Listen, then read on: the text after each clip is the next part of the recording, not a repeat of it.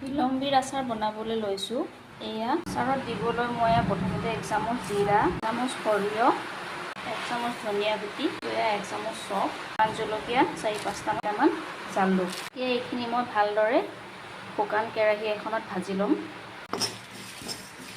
এয়া ভজা প্ৰায় হৈ গৈছে। এতিয়া এইখিনি খুন্দনা ধুনীয়াকৈ মই খুন্দি ল'ম। আচাৰৰ মছলা যিহেতু অকণ গোটা গোটা হৈ থাকিলে ভাল লাগে, মই সেইকাৰণে ইয়াত গোটা গোটাকৈ ৰাখিছোঁ। এতিয়া মই ইয়াতে পিচি থোৱা মছলাখিনি দি দিম। তাৰপিছতে মই ইয়াতে দিম অকণমান হালধি গুড়া, তাৰপিছত মই ইয়াতে দিম অকণমান নিমখ মই কমাই দিছোঁ কাৰণ মই আগতে নিমখৰ পানীত তিয়াই থৈছিলোঁ টেঙাখিনি। এতিয়া মই ইয়াতে দিম 1 চামুচ জলকীয়া গুড়ি। এতিয়া মই এইখিনি ভালদৰে মিক্স কৰি ল'ম। এতিয়া মই ইয়াতে গৰম কৰি ঠাণ্ডা কৰি থোৱা তেলখিনি ঢালি দিম।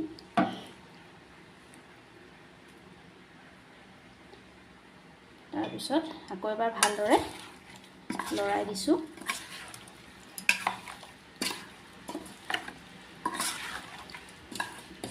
এইখিনি এসপ্তাহমান ৰ'দত দিয়াৰ পিছতে আমাক খাবলৈ ৰেডি হৈ যাব আৰু আচাৰ। বিলম্বী আচাৰ এনেও খাই ভালেই লাগে। বাকী সকলোলৈ শুভ পাতিবেলা জনালোঁ।